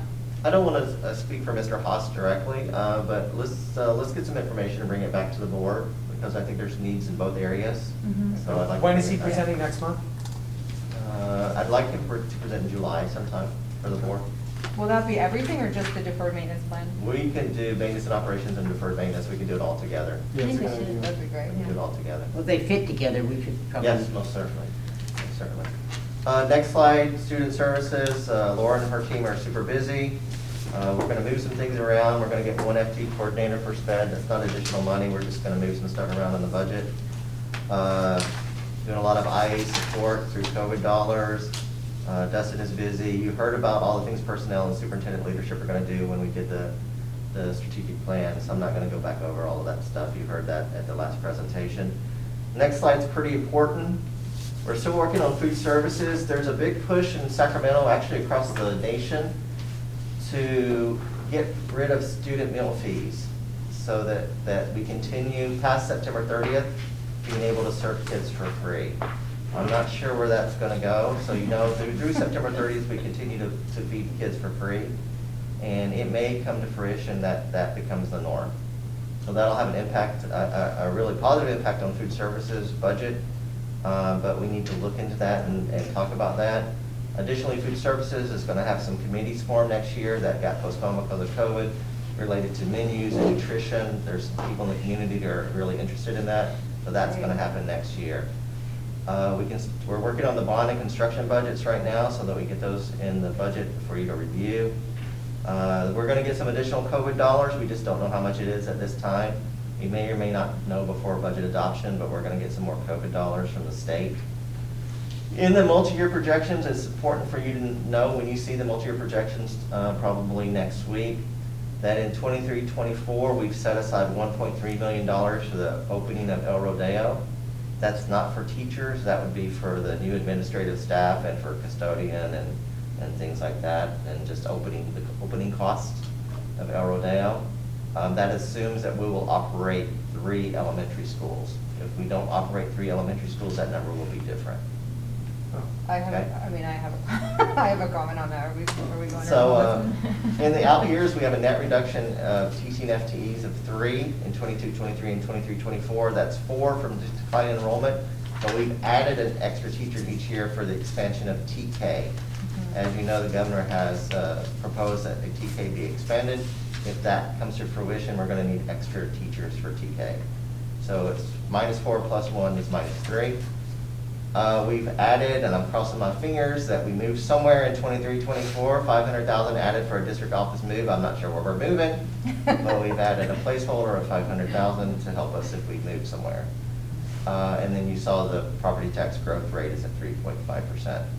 The public's going to have a public hearing on June 8th to put their input in, and we've got to be finished with this thing by June 15th. So open it up for questions and comments. Let's start with you, Kristen, go ahead. Okay.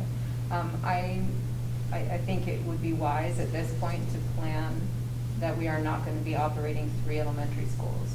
We don't have enough students to fill 3. And if we look at our demographic study that shows declining enrollment. Right, and you're reducing staff based on declining enrollment. It seems really not good decision-making to plan for keeping 3 elementary schools open.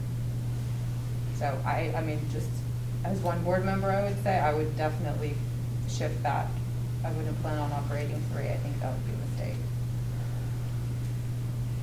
Okay, Amanda? No comments at this point. Okay, Noah?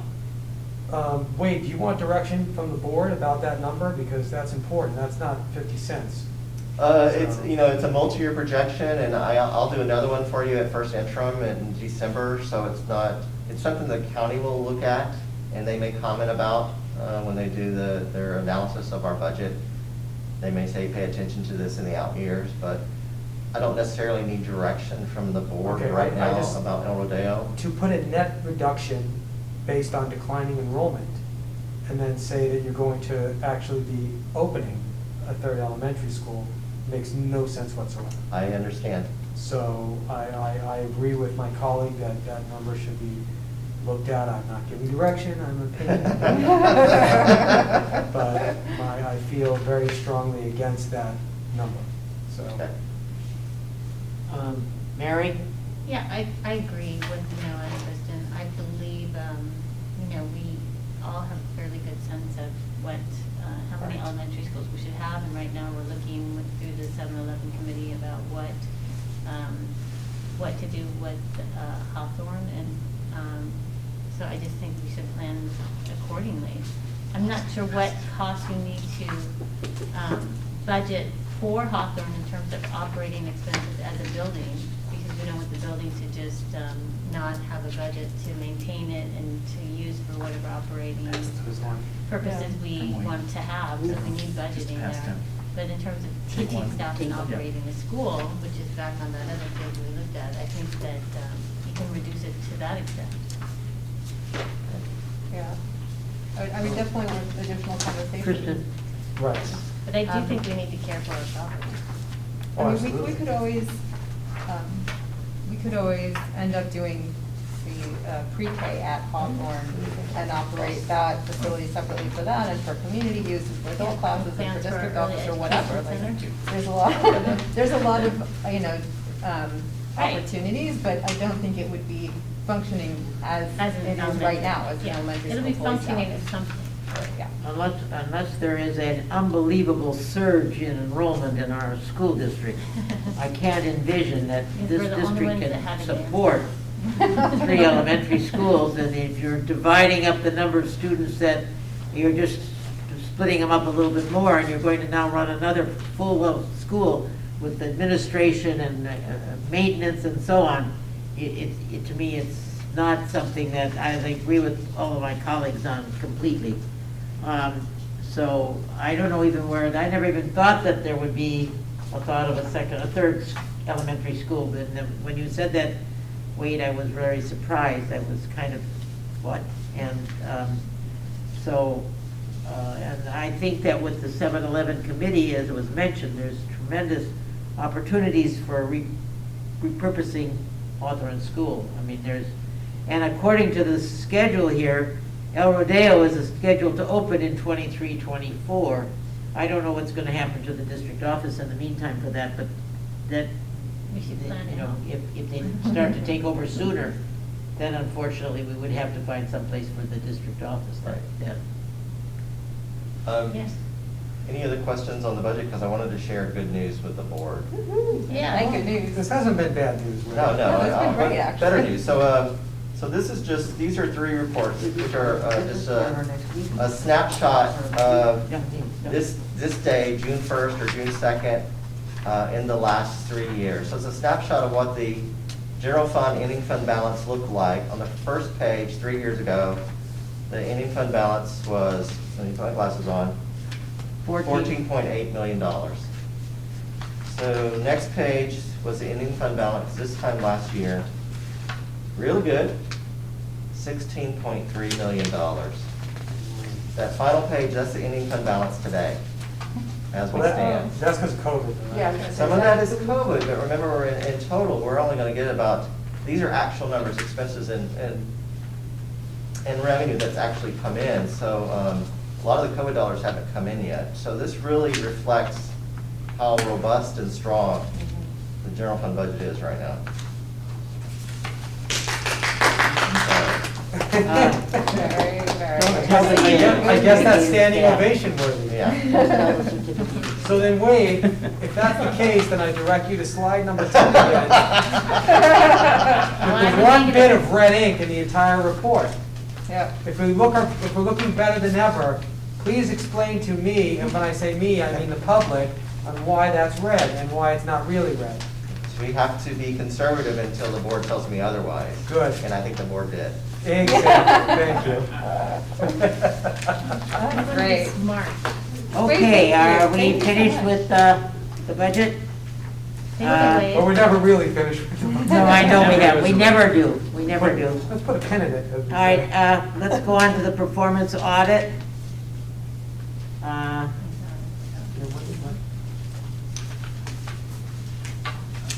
Do we have, I have that right here.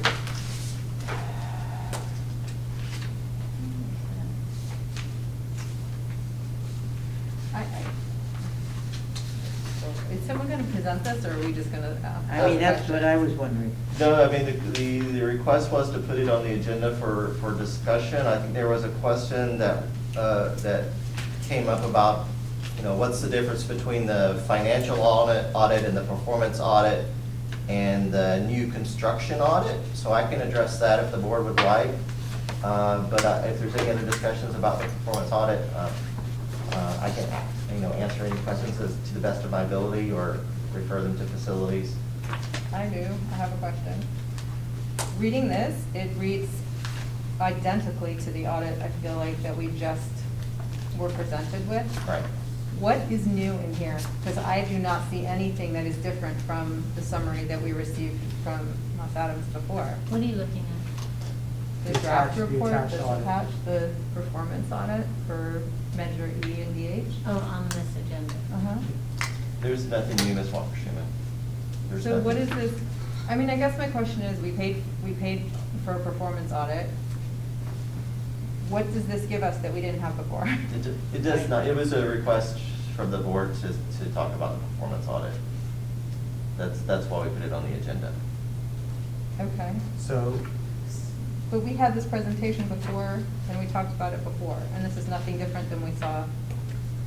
I had a question about the performance audit that I can bring up now.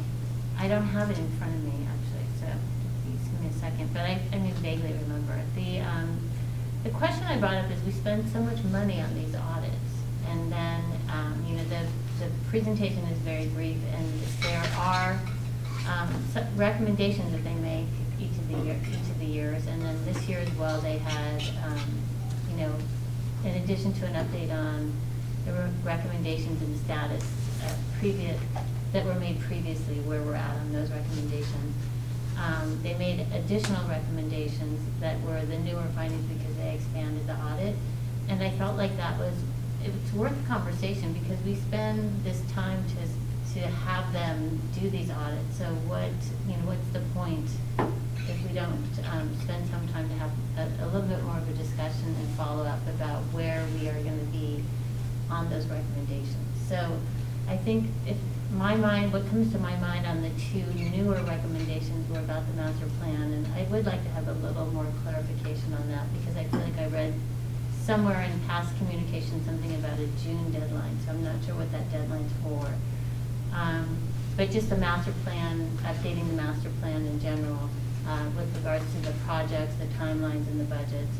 And then secondly, there was another point that was made about procurement, and I think the backup for the procurement, but I don't have it in front of me right this second. But those two items were newer findings. They're not kind of like the things that kind of just roll over and then we update where we're at on. And I think so because they're new, they're worth having some discussion about putting some sort of goals to meeting where those recommendations bring up. So so that we just don't float them till the next audit and then say, okay, where are we at? I would suggest that we were a little more proactive about looking at those things and setting a goal date of an update of where we're at on those, instead of waiting to the next year's audit. It seems like it just kind of rolls into the, okay, here comes the next audit, and then they do that same presentation, and then it just kind of. Right, but the previous recommendations have always been addressed in some way, and either they've been cured, or they're in the process of being cured, or they're, you get a slap on the wrist for not curing. Right. So. I mean, I think that, yes, they're cured or they're in process, but sometimes they're not. They're just kind of addressed as, there's some sort of acknowledgement that it's in process, but sometimes it does just kind of fall off. And I think with regards to these newer items, it would be nice, I'd like to know, in terms of the master plan, when are we planning to see an update on that plan, and the scheduling, and where we are on the budgeting for that, to see where we are. Well, I think there's two different things here. I think there's the anticipated deadlines for an updated master plan as we had been told before, which is one piece of it. But in my view, the findings here and the recommendations that are made to the staff, not to the board. These are what we can expect in the next audit. Mhm. But these recommendations, in my view, and maybe, if I'm wrong on this, I'm sure I'll be corrected, this is really to the staff and to the facilities team, that this is what we expect in the next audit to be addressed. So I feel like, just for me, it's micromanagement for me to say, okay, I want to see what steps you're going to make on each of these things at interims during the year. I think that's the whole point of the audit, is to be able to look backwards and say, what progress have you made from the recommendations we made last year to where we are this year? Mm-hmm. But I mean, as I said, I think it's reasonable to have the updates that we were told we would have, and that is for the master plan, for sure. And I know we have additional ones coming up for the guaranteed maximum price for the final. B3 for before B3 and over before there. and Well, I have a for question about Elmerdale. that. So what's the June deadline? I think it was in one of the. So I can answer that yeah, question. Because I don't recall having some sort of a Right, June so one. the audit report, came out in February, March for the last year, the Mhm. last fiscal year. So the audit report talks about things that need to be corrected, as you pointed out. So those things have to be corrected or addressed before June 30th of the current year. So Before you staff is start your working next on trying to audit. correct those and make those corrections or adjustment between June 30th, and that's where that date comes from. So the report comes out in March or April, so staff is like, gosh, we only have 2 months to go back and fix these things or address these things. So that's where the June 30th comes in. So the goal is to meet those So they disappear or get corrected. recommendations by June 30th. Right. We have to remember what the year is that these audits come in, Yeah, I and mean, that's part of the very, challenge very is 'cause it's always the year confusing, going. because we're talking about an audit that from last year in the end of, in Mhm. July of 2020. I know. And now, next year, we're gonna get one for 2021, but we'll be on 2022. Yep. And Right. it's very, the only thing that I would like clarified, and that's, I would like some presentation or some information on what's happening with that master plan. That's the one that I get a grasp on, of how are they going to, what are they going to do, and what are they doing to do that for us right now? I don't get that, that's something that I mean, I I think feel that's is a being very addressed. common question. I get that question a lot. I know when we were on the when I was on the COC, that question came up a lot. I think, when we put on the bond, these are the dollars, these are the projects we've identified. Obviously, as we go through that process, things are going to change, and there's, those dollars can shift, and timing can shift. And so to have a bigger picture update of here's where we're at on these things, in a broad sense of the bond, just like when you put it on the ballot, you have a bigger picture of here's our goals of the projects. These are the projects we're trying to address with these funds. Where are we now? Obviously, the cost to do things changes, the timing changes, decisions get made to, certain projects can be taken off and other projects can replace them. We have oil wells, we have a variety of things, more oil wells than we realize. And so I think that's the update that's nice to see in a big picture. Here's where we are today.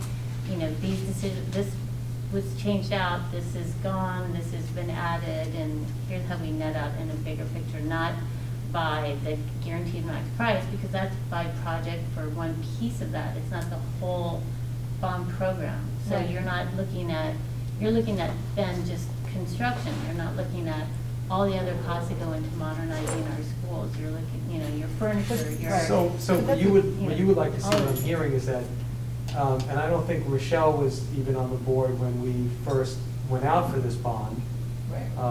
correct? Either. When we went for BH, so you guys never got a closer look at the entire program. And that's Right. what you're asking for. You want to see. Like, where are we today on that Measure E, program? where were the dollars spent, where are the dollars out encumbered, and the same for BH. Right. And what projects are all slated, where are they in the approval process, where are they in the, that's an easy, it's an When do we easy question. anticipate it to be done, and where our dollars, are we looking, like, do we look like we can complete that with these dollars? Where will we have And I- potential decisions down the road, or maybe that's not a place that you want to get into And right as we've away? been told, as soon as we get the GMAX from the other two projects, we can get a better answer Sense that of better. all those things. So I think we should, after we get that, Dr. Yeah. Breggy, we should ask Right. ask the team to present us Right. just a snapshot where we've been. And it can get very verbose, it doesn't need to be. No. But for the board and very the top community's line. knowledge, Yeah. what have we spent within both E and BH? Where have we spent it and what's left? Like where, you know, we're doing the pool, outside pool, when Right. is that? This is attached to All of this. the parts. This is Yeah. like the Right. next phase, these Right. projects will be done in this phase, the. That- That's Yeah. what, So I think that's what we're hardscape, looking the for in the site work is master done in plan, It was my to see where we are. understanding- Right. It was my understanding that was, because that recommendation was made, that was something that Dunn and TCDS was going to be presenting to us down the road. But I think you're right, I think the GMPs need to come first, First, because right. that's Yeah. what drives the cost Yeah. and the timing. Right. Then you know what and the dollars you status. have. Right. Right, so I And think, that's- so I think we're just maybe getting the cart before the horse a little bit here. I think we need to, the guarantee maximum price is first, and then we But- can have an updated master plan.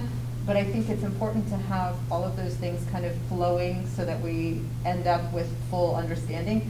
And I think one good thing is that since we're just starting with the facilities committee, that group also will be brought along. Right, it's a great to know introduction the for them. history and to know, Great. you know, where we are currently with all Right. of those different projects. And So- I would also argue that that's not, I don't think we have to wait necessarily for, I can see at the timing at this moment, since the guaranteed max price for El Rodeo and I.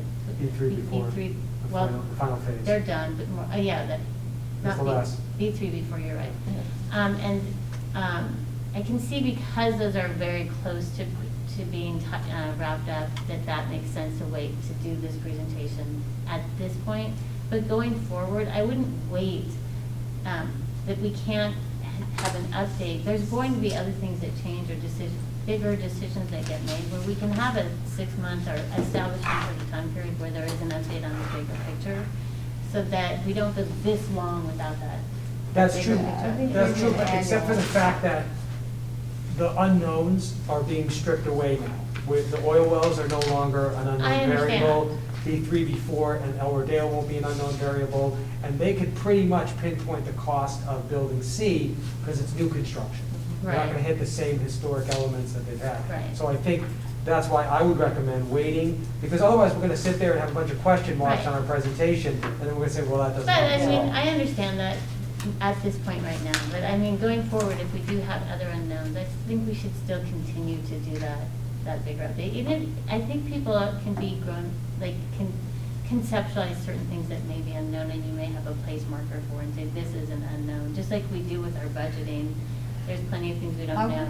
I wouldn't be opposed to having an annual master plan update. Yeah, But I that's wouldn't do it more appropriate. than annually because I think it takes a tremendous amount of resources and staff time to update all of those things. So, and when we do that, we're taking them off of their regular full-time Right. job. So I Right. think I an mean- annual update of the facilities plan, I think that's reasonable. Yeah, I mean, I think you beyond- could ask them as well, because I don't know, I mean, there are a lot of programs that, it's in the program, so in some ways, it's not.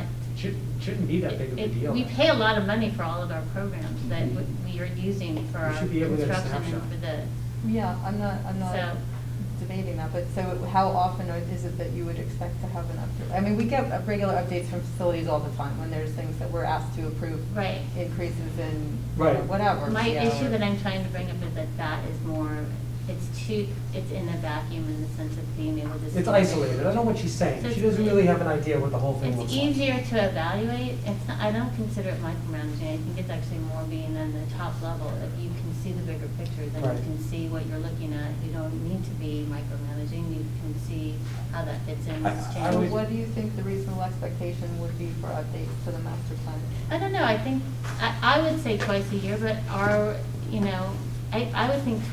Twice a year if needed. Twice a but, year if needed, if not once a year for sure.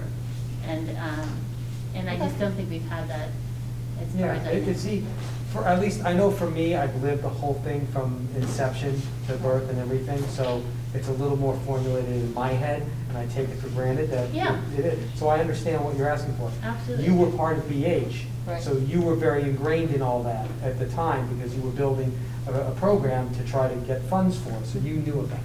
But I think our colleagues don't really know where this whole thing is gonna end Well, up. and They the don't see the public. end of the rainbow. So I think So- it's to your benefit, like, some people don't know what was BA in, was BA out, I mean, it wasn't on the bond, but I think, it just, having that regular dialogue keeps everybody informed in a very positive way. We spoke about El Rodeo the other day, is the parking lot elevated, I mean, is there an elevated parking or not, like, Right. what is that? There's people in there, I think, in our community that are anticipating the opening of El Rodeo, they're really excited about it. I think you want everyone to be on somewhat the same page about what they're excited about seeing when they come to the school. To Noah's point, some things we may take for granted, or you may, the closer you are to the project, because you know those things, you're not really realizing that a lot of people in the public don't know necessarily what some of those things are going to be, and they may be expecting something different. So I think it's for everybody's benefit to see and know. The more times you hear it in different ways, the more everyone's on board, and they'll be excited about the same thing. But So people it don't- is, So it when is we- something to be excited about. So when we get the update for the master plan, whenever that in the next several months or in the last quarter of the year is, then we should set the expectation at that time that we'd like to see a revision 6 months out and then a year out from that. I if think necessary. you're thinking of a more detailed master plan than at least I'm thinking of. Yeah. I don't know how into the weeds we need to get. I don't think you need If to you be have in the general weeds. No. basic numbers, Yeah, you know, it's this I- building. B1 I and think B2 it's just cost like us. an update. Yeah, I think we generally. need, I don't see Summary. it as, Yeah. I And, see- and, I'm sorry to interrupt, Michelle. I don't see this as, once a year for us to see what's going on and so on. Twice a year, it doesn't matter, but I think a general broad view Right. of it would be extremely helpful for Mhm. the community, for the board, and so on. I'm not so sure that to get into the real particulars and the nitty-gritty is not something that we need to do. No. I think No, I we don't just, agree. what I'm looking for, to be very honest, is something that, for the standpoint, we have committees like, the CBOC, the finance, and now the new construction, and we will have opportunity with them, but I think what I see we need is a general overview. Mhm. Yeah, and I Another think we're all in point- agreement on Yeah. that. I don't Another think point I anybody's wanted to disagreeing make, on that. I know that, like Pam is working on something for the CBOC that is more detailed, so that I think, because they presented that at the meeting with when the new CBOC members came, they did a presentation, with Savage, right? Yep. Right. Where he was talking about showing some spreadsheets of things that he was going to show. So it's really kind of rolling those things up into a top line. So I don't think it will be a lot Yeah, more. I have no issue with that. Yeah. Okay, We're all in agreement. do I have any other comment? No? Okay, so it's now 5:05. 5:05, thank you, Al. I can say that unless there's any other business to come before us, we are adjourned. I'll see you all next Tuesday, at the next meeting, in person, except for, Quick Noah? question, Hawthorne's, Horseman's graduation is Tuesday, I can't hear you. Horseman's graduation is Tuesday. I think Tuesday and they're both on Tuesday. Yeah, one's in the morning, one's in the Yeah. afternoon, but it does conflict with. Closed. With So, closed. yeah, so I we- did make a recommendation that, because it's a lighter schedule, that closed session could start at 3 o'clock. It's projected to be an hour for the promotion ceremony. Okay. So, and I believe it's at 1:45? Right. 2:45? One, We could even meet in person right afterwards instead of, that virtual, everyone scattering to That a works for virtual. me. That's fine. But we could do that, but it's a lighter agenda anyway because it's right when school's getting out in summer, so. okay. Okay. So we're meeting in person here, or are we meeting in the district In the office? board. We can meet at the district office and have a closed session there, and we could, and that way, if many of us are going, we'll be returning around the same time, but I think approximately 3 o'clock, which would Okay. give us 3 to Yeah. 5. Which one's at what? Hawthorne is at, Hawthorne's in the morning at 10:45, okay. and Horseman is at 1:45. Okay. Yeah, so, and I think just about everybody's returned to me, just so that principals are just wanting to know who's coming, so. If you, Maybe we can, I think you've all returned your email to me. I didn't get any notice about that, but that you, It was this morning. well, you sent it out this morning. Okay. All right. Okay. Wait, thank you for All the the presentation. Good work. Yep. Thank you, Ceremony. Wade. Thank you. Here. Where are you going?